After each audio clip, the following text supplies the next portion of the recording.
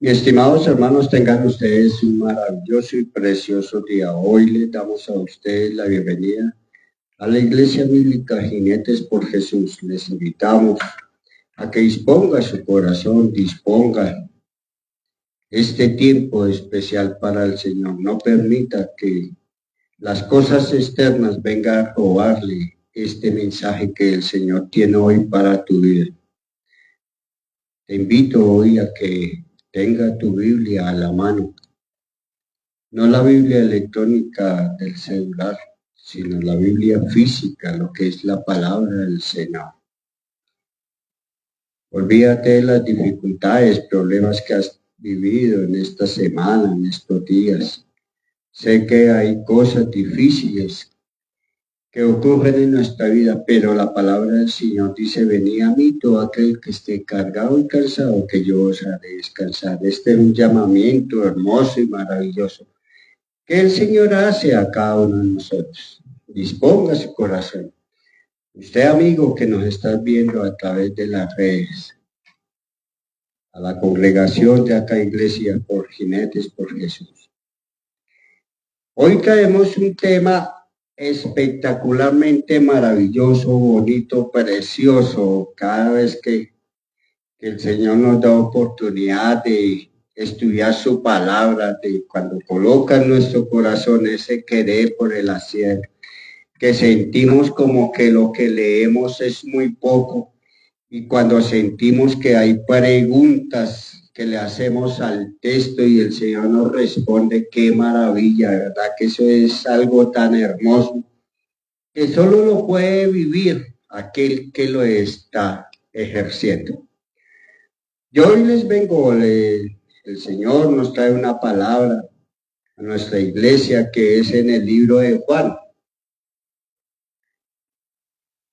Juan capítulo 2, vamos a ver del capítulo 13 al 25, para que abran sus Biblias. Hagamos como hacía la iglesia de Bereda.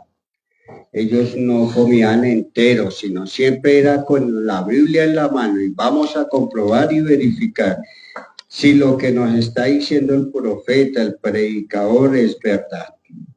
Y eso es lo que falta hoy en día en nuestras iglesias. Somos cristianos, pero vamos a la iglesia sin la Biblia. Entonces nos es fácil llevar una Biblia electrónica en un celular, pero la diferencia que tenemos es que en el celular nos empiezan a enviar mensajes, son firmas de distracción, y entonces empezamos a echar miraditas a un mensaje, otro mensaje, otro mensaje, otro mensaje, y estamos en todo menos en lo que el Señor nos está enseñando. Abrimos nuestra Biblia en capítulo 2, versículo 13. Pero antes de entrar de plano en lo que las Escrituras nos tiene para hoy, voy a hacer un contexto de una introducción. Dice: muchos creyeron en su nombre viendo las señales que hacía. Las señales que hacía el Señor Jesús. Entonces, Juan tenía un propósito bien definido al escribir este capítulo. Veamos el capítulo 11, versículo 12 del libro de Juan. Mateo 21, 11 y 12. Y dice la palabra del Señor: y la gente decía, este es Jesús el profeta de Nazaret de Galilea. Y entró Jesús en el templo de Dios y echó fuera a todos los que vendían y compraban en el templo, y volcó la mesa de los cambistas y las sillas de los que vendían palomas. Padre, hoy nos presentamos delante de ti, Señor Dios. Te presento esta tu palabra, Señor Dios. Te pido, Señor Dios, habla, Señor Dios, a cada uno de nosotros. Abre nuestro entendimiento, comprensión, Señor Dios, de las Escrituras. Quita, Señor Dios, todo velo de nuestros ojos. Quita, Señor Dios, todo velo espiritual. Te pido, Señor Dios, que esta palabra sea palabra del Espíritu Santo de Dios y no palabra de hombre. Te doy gracias, Señor Dios, por darme hoy la oportunidad de estar hoy acá delante de la congregación, delante, Señor Dios, de las personas que se encuentran en las redes sociales viendo este mensaje. Te doy gracias, Señor Dios, porque tú eres bueno y tu misericordia es nueva todos los días. Bendito sea, Señor, en tu santo nombre, Señor Dios Jesucristo. Amén y amén. Dice la palabra del Señor. Entonces, como les comentaba aquí, Juan tiene un propósito y es un propósito bien definido. Juan escribe, este evangelio es al final de los días, escribe este evangelio al final de los días, posiblemente o probablemente ya todos los apóstoles han muerto, ya todos los primeros discípulos de Jesús ya han fallecido. Es probable que el único que en ese momento estuviese con vida era el mismo Juan. Juan escribe para recordar en el primer siglo, y acordémonos que en este primer siglo habían muchas doctrinas, muchas sectas, muchos fariseos que enseñaban doctrinas erróneas. Habían tradiciones paganas que se habían metido a la iglesia, que se practicaban en la iglesia aún. Y esto confundía a mucha gente y esto llevaba a que la gente se desviara verdaderamente de lo que es el Evangelio de Dios. Hoy en día las cosas no son muy diferentes. Encontramos iglesias en donde el Evangelio ha sido cambiado totalmente de lo que el Señor nos quiso enseñar, de las normas, de sus estatutos. Ha sido como una leche contaminada en donde el Evangelio ha sido cambiado para satisfacer la necesidad del pastor de turno. Juan pone unas señales en su Evangelio para mostrarnos que Jesucristo es el verdadero Hijo de Dios y que no hay nadie más que Él. No hay nadie más que ocupe ese puesto. No hay nadie más con la capacidad de podernos llevar hacia el Padre. Por eso dice el Señor, yo soy el camino, la verdad y la vida. Juan hace aquí un acercamiento y una aseveración en donde encontramos la palabra 7 veces yo soy. Jesús nos dice en el Evangelio de Juan, yo soy el pan de vida. Yo soy la luz del mundo. Yo soy la puerta.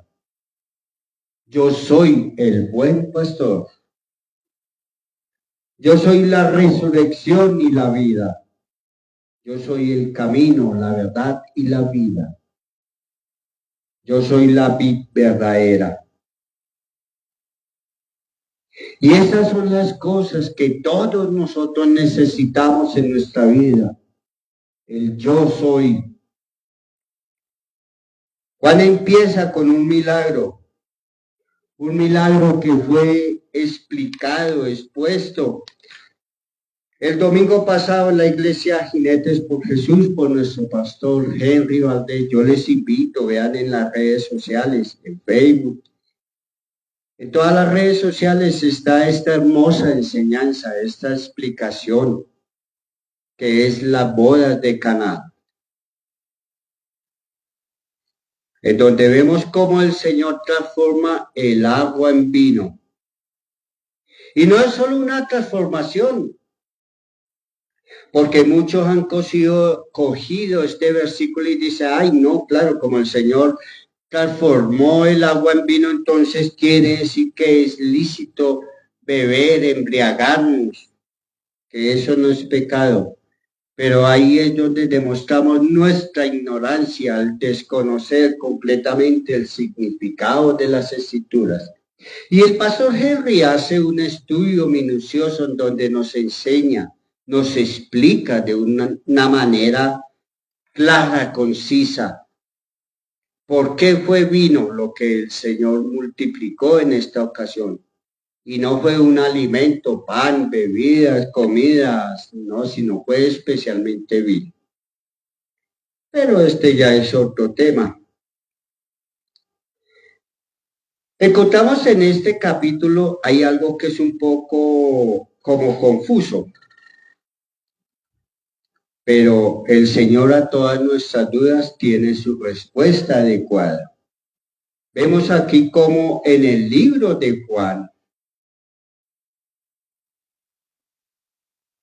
encontramos que este texto es narrado de una forma diferente a los libros signóticos. Dirán, pero ¿cuáles son los libros signóticos? Los libros signóticos es el libro de Juan, Mateo, Marcos y Lucas. Todos sabemos que son 4 evangelios. Entonces vemos que en los evangelios signóticos de Marcos, Mateo, Marcos y Lucas es diferente al de Juan. Entonces uno puede decir, bueno, pero entonces acá hay una confusión o hay una contradicción bíblica. Resulta, mis hermanos, que no. La explicación es muy sencilla. Cuando uno estudia, aprende. Y cuando aprende, despejamos nuestras dudas. Entonces, ¿qué es lo que pasa con la explicación de Juan? Lo que pasa es que Juan, cuando escribió este capítulo 2, Juan no estaba ciñéndose a un texto cronológico. Él no estaba llevando un orden, porque ese no era el interés de Juan. El interés de Juan era traer un evangelio sencillo, claro, en donde nos mostraba el poder, la grandeza, la gloria del Señor Jesús. Mostrarnos un Jesús humano, pero un Jesús con un poder sobrenatural, con su santidad intocable.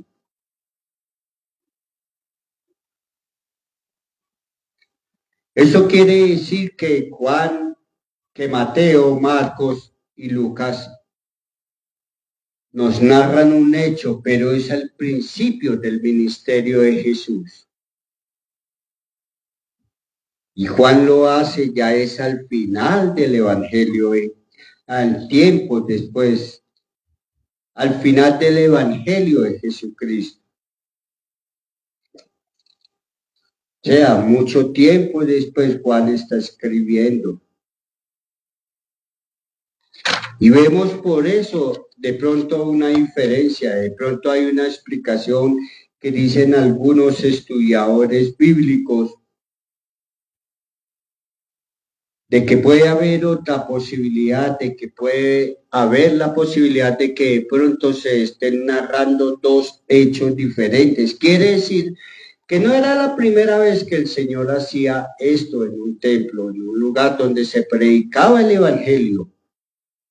Quiere decir que en las iglesias era muy común, en las sinagogas era muy común el tener ese despelote. Y hoy vemos que no ha cambiado. La diferencia, hoy vamos a una iglesia, acá en Bogotá, Colombia, hay una iglesia que es muy tradicional. De la iglesia tradicional, y uno va, y eso parece un mercado persa, usted encuentra de todo. Usted va, uno ve la gente que va a la misa, al culto tradicional, misa. Pero usted encuentra antes de llegar a la iglesia un mercado donde encuentra usted lo que usted, mejor dicho, necesita. Hasta cosas insospechadas venden ahí. La gritería de la gente, música por acá, música secular por allá, a todo lado, eso encuentra usted toda clase de músicas, una gritería total. donde no hay un respeto hacia el Señor, sino lo que interesa es el comercio. Y esto es lo que Juan aquí nos está narrando. Nos narra cómo el Señor llega a la iglesia y encuentra este espelote, como lo dice en el capítulo 2, versículo 2, y dice la palabra del Señor. Después de esto descendieron a Capernaum, él, o sea, el Señor Jesús y su señora madre, sus hermanos, sus discípulos, y estuvieron allí no muchos días. El versículo dice, estaba cerca la Pascua de los judíos y subió Jesús a Jerusalén. Cuando Jesús sube a Jerusalén,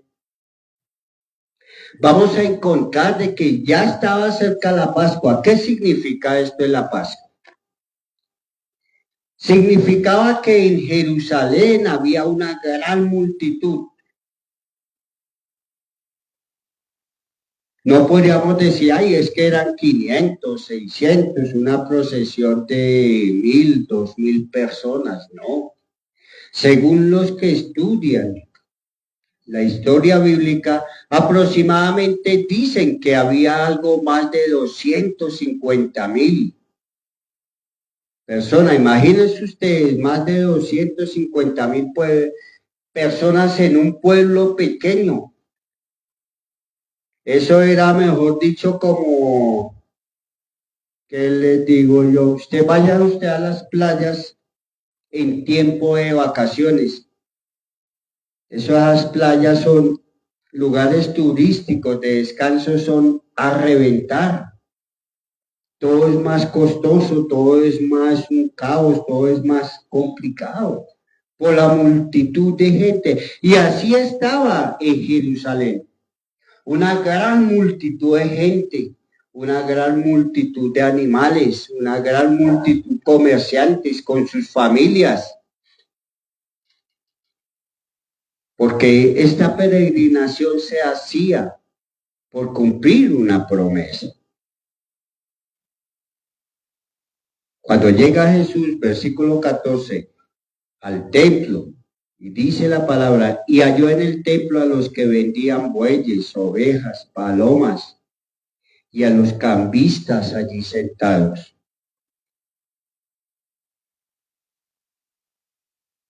Y acá vemos que el Señor halla todo este comercio. Pero hay algo que de pronto nosotros no sabíamos. Y sabemos es lo que a duras penas nos muestra una película en Semana Santa, cuando la gente, ay, voy a ver una película de Jesús, y ve el pedacito ahí cuando Jesús echa a la gente y ya. Muchas veces el Señor me puso bravo, porque así pensaba yo, uy, el Señor me puso bravo con toda esta gente. Pero mira que es que estos comerciantes estaban haciendo algo ilícito, algo prohibido, de llevar animales, ovejas, palomas, el cambiar dinero de una denominación por otra denominación, eso era lícito. Y eso era permitido por la ley. Y eso era permitido por las leyes. Entonces uno podría decir, ¿qué pasó aquí entonces? Sencillamente el Señor le dio el celo de su iglesia. ¿Por qué? Porque estos comerciantes habían traspasado los límites de donde podían estar. Imagínense la cantidad de comercio que movía, pues ya no cabían en el lugar donde les tocaba, entonces iban tomando partes que pertenecían al templo, partes que eran únicas y exclusivamente para los penitentes. Usted imagínese estando uno en una alabanza, en una adoración, en una prédica y alguien gritando la venta de algún artículo. que las palomas, tenemos las palomas en promoción, 2 por 1, que tenemos el buey, que tenemos el cordero, que tenemos a mitad de precio. Entonces, ¿qué hace? Era una estación para la iglesia, era una estación para aquellos que estaban ahí. Y eso fue lo que al Señor le dio celo.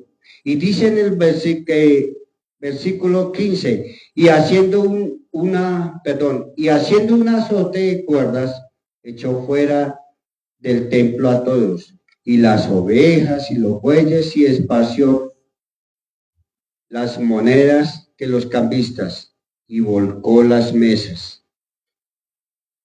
¿Por qué había cambistas ahí? Porque había gente comercializando con dinero.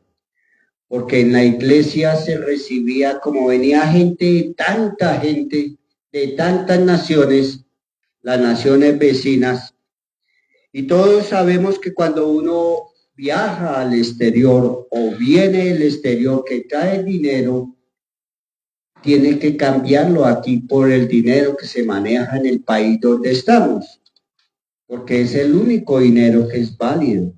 Y eso tenían que hacer todas aquellas familias que traían dinero, y ellos traían dinero, ¿por qué? Porque para ellos le era difícil en un camino tan largo, un trayecto tan largo, traer sus cosas, traer sus hijos, su esposa, sus bienes, y traer, por decir, un buey, una vaca, traer un cordero, traer palomas, traer. Eso era complicado. Entonces, ¿qué era la tradición?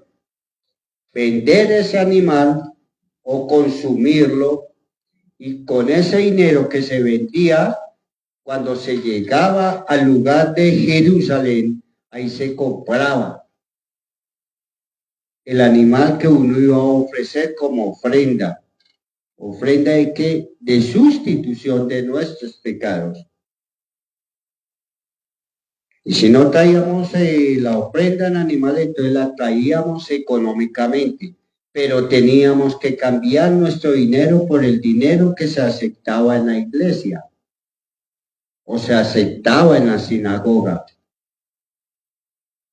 ¿Y por qué había tantos cambistas? Porque los cambistas son personas que ganaban mucho dinero al hacer esta transición. Si hoy en día nosotros vamos a llevar unos dólares a cambiarlos por el peso colombiano, a nosotros nos van a pagar el dólar muy barato, pero si yo voy a comprarlo, me lo van a vender muy caro. Entonces ellos siempre ganan una comisión que es alta, y simplemente por hacer un paso de dinero de una mano a otra. Dice el Señor, pero mira que acá el Señor hace un azote de cuerdas. Este azote de cuerdas no es que cogió y empezó a golpear a todo el mundo, como la gente o uno se imaginaba, entonces fue golpeando, no. En la Escritura no nos dice que él lastimó a alguien, no lastimó ningún animal. Simplemente lo hacía como para golpear las mesas, el suelo, como para llamar la atención de la gente, y la gente, al ver la reacción de Jesús que hacía, pues huían, se quitaban de ahí despavoridos.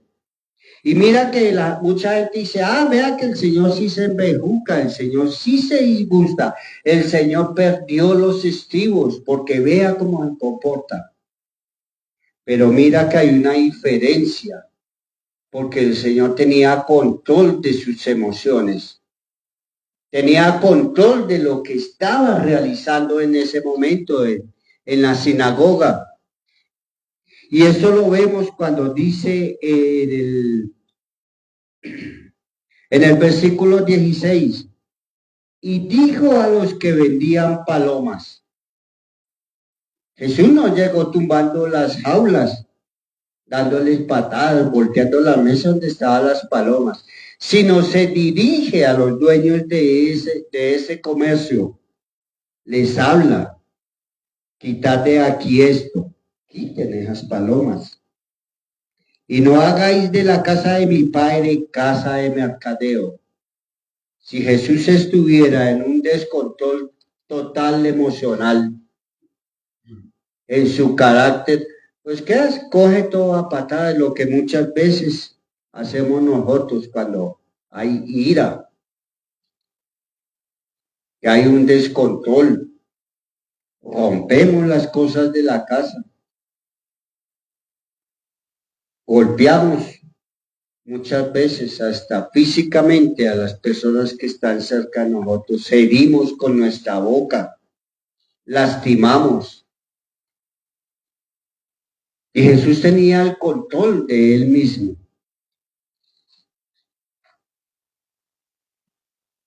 Sus discípulos que estaban con Jesús al ver esto se acuerdan de lo que decían los profetas.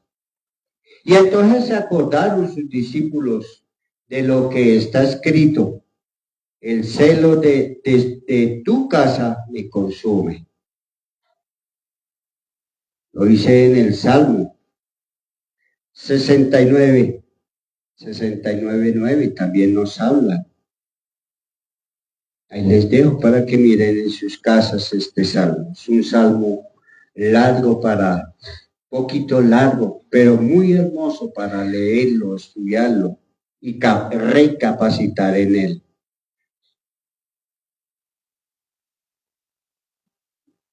Los judíos, siempre pendiente de Jesús, siempre pendiente de sus discípulos, como lo está la gente de usted, como lo está la gente del pastor Henry, como lo está la gente de todos los que vienen acá y se congregan pendientes. Usted no necesita decir que es cristiano. Usted no necesita pregonarlo porque la gente ve la diferencia. Ve que en usted hay algo diferente. Hay algo que llama la atención. Hay algo que pone los ojos en lo que usted hace, habla, se expresa, viste, trata a los que viven con usted. Viene una pregunta. ¿Qué clase de cristiano es usted? Usted tiene que tener mucho cuidado cuando diga soy cristiano. Eso no es decirlo porque sí lo digo y es un título que yo me coloco y ya. Es una responsabilidad. Es un deber que usted tiene el guardar la palabra, la ley, los principios. Usted no puede decir soy cristiano y hace barbaridades fuera de su casa, fuera de la iglesia, donde no está el pastor, donde no están las personas que lo acompañan en el evangelio.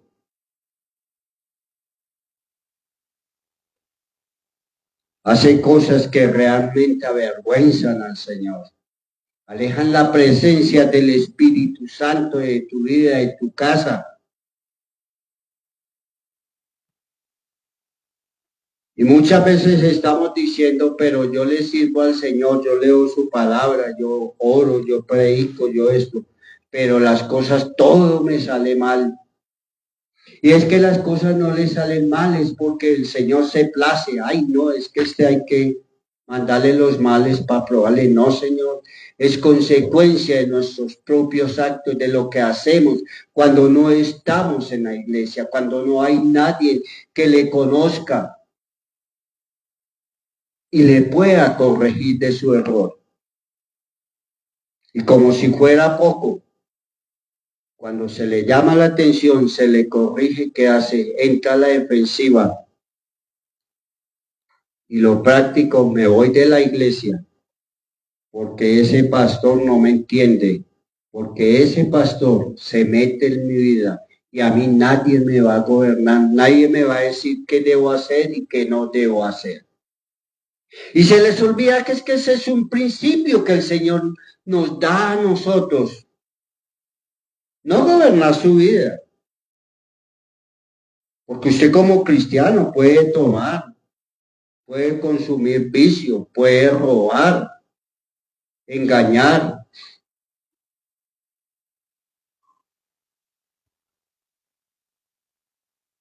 Puede faltarle al respeto en su casa, faltarle a la confianza a su esposa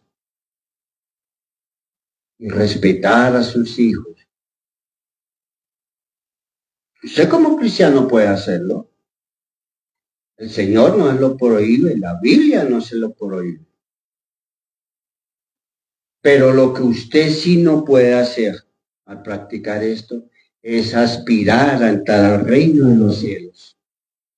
Es aspirar a sentarse en la mesa con el Señor a compartir. Es aspirar a llegar a la presencia del Señor donde Él está, con sus brazos abiertos, como aquel niño que corre a los brazos de su mamá y su papá cuando lo ve, lo abraza y apoya su cabeza en su pecho. Eso no lo va a poder usted hacer si usted no corrige su vida. Si usted no le pide al Señor que le ayude a cambiar su forma de vivir.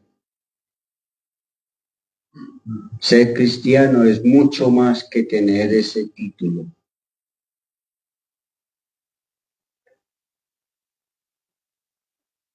Y dicen los judíos, ¿qué señal nos muestra? Ya que haces esto, ¿cómo te atreves a venir acá a la sinagoga y hacer todo este espelote que has hecho? En Mateo 26, versículo 61, nos habla sobre este tema. Es un poquito también extenso. Se los dejo para que ustedes lo lean en su casa, lo estudien. Yo les animo, estudien. Esto es tan maravilloso. Yo a veces comparto con mi pastor Henry y nos deleitamos de verdad ese gozo tan hermoso que siente uno en su corazón y cuando empieza uno a preguntarle cosas al texto y el Señor le habla a uno y que uno empieza a entender. Eso es lo más maravilloso cuando el Señor quita ese velo espiritual en nosotros. Y no es para que nosotros nos gloriemos de que, ay, yo sí sé escritura, yo sí sé más que usted. No. Eso nos enseña a ser cada día, como le decía al Señor, enséñame, Señor Dios, a ser humilde. Humilde como lo eran todos sus discípulos. Gente con sabiduría, con conocimiento, pero eran los más humildes que podíamos encontrar.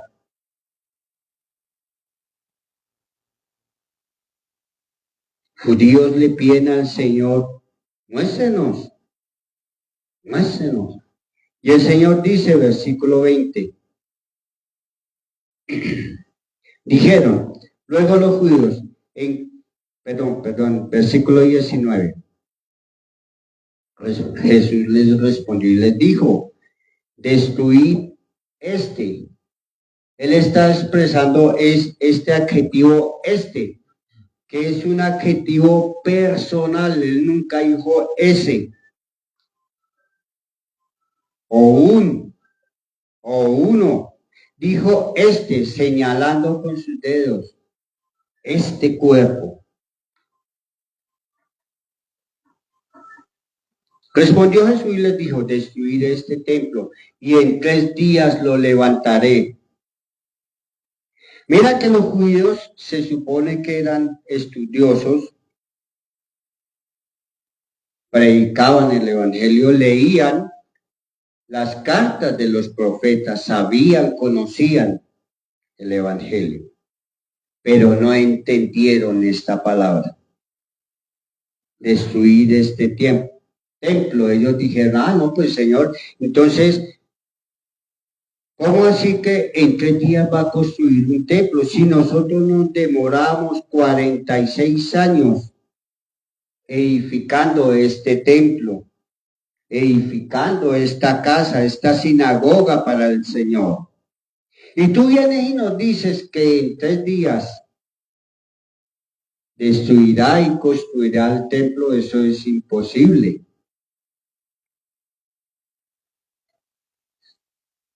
Por lo tanto, quiere decir que las escrituras no habían sido reveladas para ellos.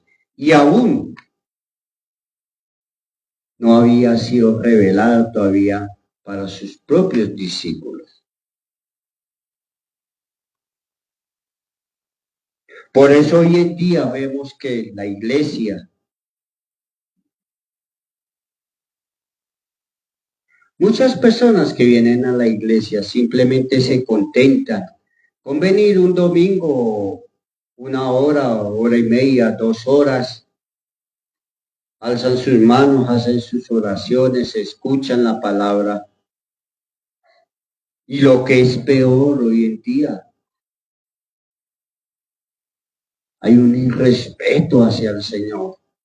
Hay una irreverencia de la iglesia hacia el Señor. Es común hoy en día en una iglesia, usted entra, se está predicando el evangelio, se está leyendo la palabra del Señor y vemos la gente con el celular en mano leyendo mensajes de WhatsApp contestando. Ay, no, es que voy a contestar esto ya en 2-3 minutos. Y es que ese mensaje no puede esperar media hora. Yo estoy seguro que usted va a un almuerzo presidencial con el señor presidente, un ministro, un político importante, un economista, una persona que sea reconocida en el país. Y estoy seguro, pero seguro de que usted se va a sentar a esa mesa y usted no va a sacar su celular.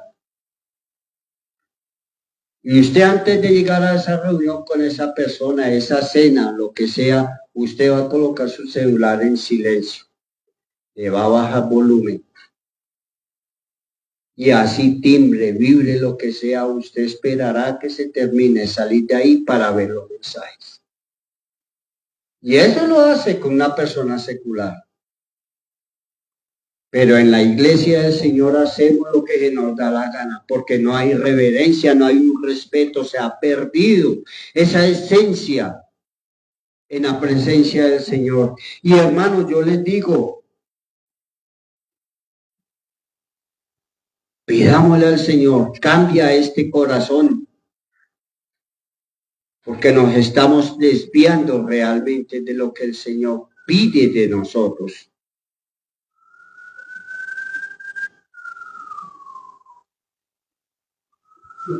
Versículo 22. Por tanto, cuando resucitó de entre los muertos, sus discípulos se acordaron que había dicho esto y creyeron a las escrituras y la palabra de Jesús, y creyeron la escritura y la palabra que Jesús había dicho. Entonces, ¿cómo andaban los discípulos?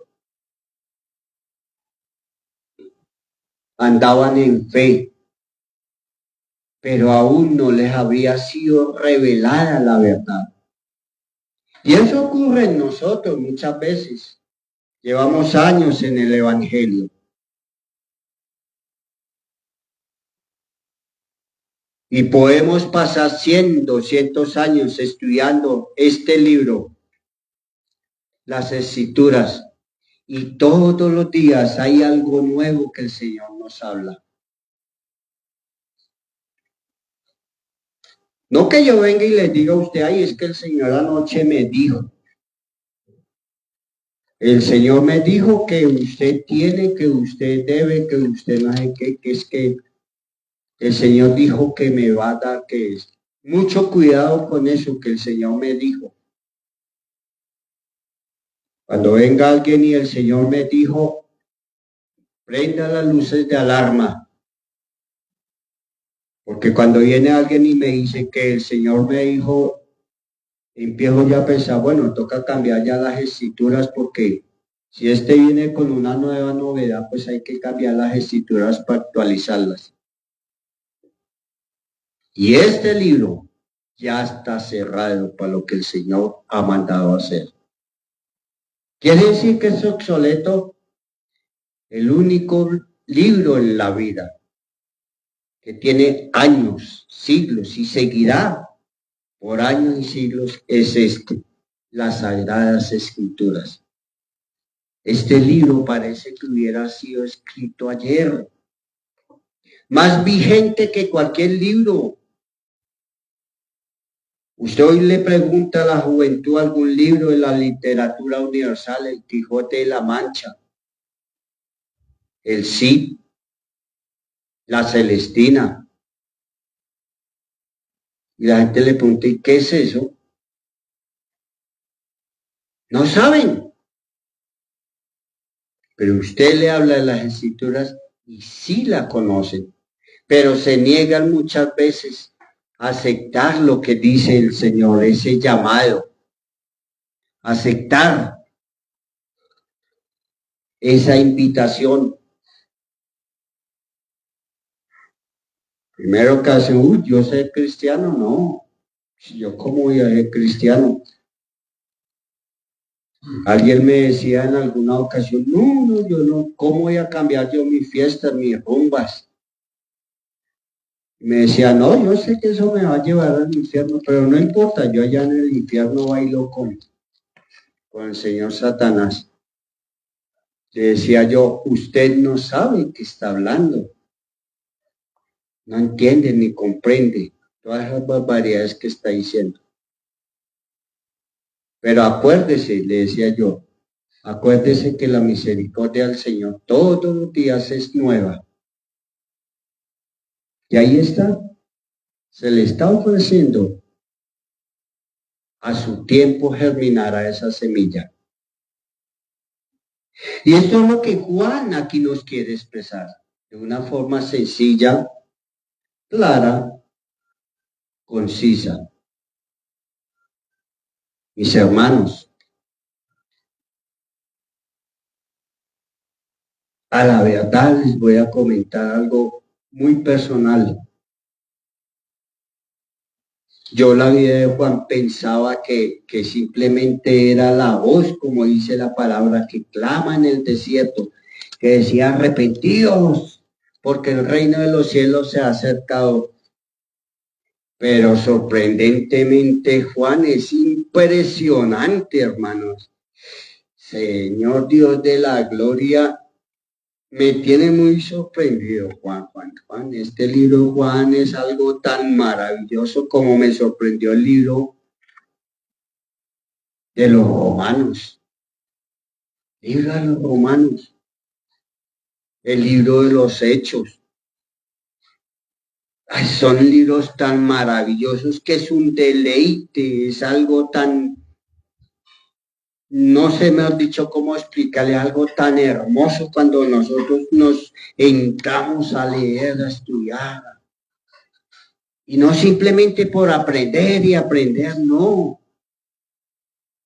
Porque el predicador tiene dos formas de leer las escrituras. Una cuando vamos a estudiar y la otra que es más importante, tener la comunión con el Padre, con el Hijo y con el Espíritu Santo. La de estudiar para capacitarnos y poder enseñarles a ustedes, traerles la palabra a ustedes de una forma sencilla, básica. Decía un señor cura de una iglesia, de la iglesia tradicional, pues me causó gracia y me divertí un poquito, en donde él decía que nosotros, los evangélicos, como ellos dicen, los apartados, los hermanos apartados, decíamos que nosotros éramos muy brutos. ¿Cómo así? Decían, cuénteme usted, a ver, ¿cuánto estudia un evangélico? ¿Dónde tiene los títulos? ¿A qué universidades ha ido? En cambio, nosotros como curas de la iglesia tradicional gastamos 5 años en seminario, 2 años en teología, 2 años en escatología, estudiamos especializaciones, estudiamos yo. Pues me causaba gracia porque nosotros con nuestro pastor Henry Nos ha tocado sacrificar nuestro tiempo, trabajo, obligaciones que hay, pero lo hacemos por amor al Señor y sabemos que es para nuestro bienestar. Vamos a seminarios. Ha tocado invertir dinero, ha tocado invertir tiempo y lo hacemos por amor. Y vemos la recompensa del Señor. Eso es estudio, eso es estudiar, que no exhibimos, nos dan un diploma, nos dan de que asistimos. Seminarios con pastores que se preocupan, pastores del exterior que se preocupan por expandir el evangelio, vienen, no cobran. Antes como que nos pagan para que vayamos. Ponen su tiempo, dejan sus familias, sus empresas, viajan. Eso hacían los apóstoles. Y vienen y nos traen una enseñanza. Son tiempos hermosos para nosotros. Lo disfrutamos con el pastor Henry. Nos lo gozamos. Y nos gustaría. Para nosotros sería maravilloso de que usted algún día nos acompañara. Porque es que hay que romper ese paradigma que la gente piensa que es ir allá, sentarse, escuchar un predicador y ya, y no, que qué aburrido. No, eso es algo hermoso, hermoso. Yo les digo, es algo hermoso, hermanos. Y así podría quedarme yo acá haciéndoles a ustedes la invitación, pero no yo, la que el Señor nos hace. Para cerrar este tema, hermano. Aquí no le estamos juzgando, no le estamos criticando su forma de vida. Pero sí es nuestra obligación enseñarle el camino correcto. Estamos llamados para eso. Así como usted tiene un llamado de levantar su familia, sus hijos, respetar a su esposa, respetarse usted mismo, respetar su templo, que es su cuerpo. Ese sí es un compromiso que usted debe asumir. Mis hermanos, la escritura está abierta. Busquen al Señor mientras pueda ser hallado. Va a llegar el día de que estas escrituras se cerraron. ¿Y usted qué va a querer?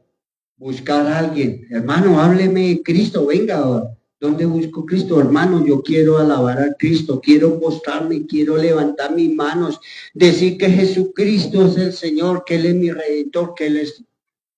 Pero hermanos, lamentablemente ese día ya no se podrá predicar el Evangelio. Y es más, usted buscará la muerte y la muerte huirá de usted. ¿Es serio? Gente que toma esto a la ligera, pero la escritura no lo dice. Buscar al Señor es hoy, no mañana. El mañana tal vez no exista, pero el hoy, ahorita, es la oportunidad que el Señor nos da. Mis hermanos, la palabra del Señor ha sido dicha. El que tenga oídos que oiga. Voy a orar. Padre de la gloria, yo te invito, inclina tu rostro. Medita en lo que el Señor hoy nos ha hablado, porque ha hablado también a mi vida.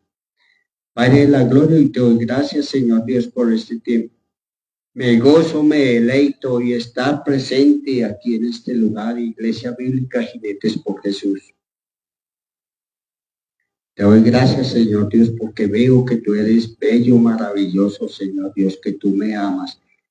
Que a pesar de mis errores, falencias, Señor Dios Santo Padre, tú estás ahí, me mira con ojos de compasión, con ojos de Padre amoroso, Señor Dios. Extiende tu mano y me hace una invitación. Venga, mi hijo mío. Ven, tranquilo. Yo te limpiaré, te lavaré, te bañaré en un cuento, Señor. El Señor me consiente con amor, aun sin yo ser digno de merecerlo. Pero Él se complace, me recibe con una sonrisa. Venga el Señor.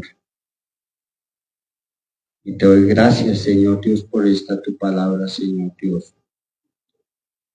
La cerramos hoy en el nombre del Padre, del Hijo y del Espíritu Santo. Amén y amén.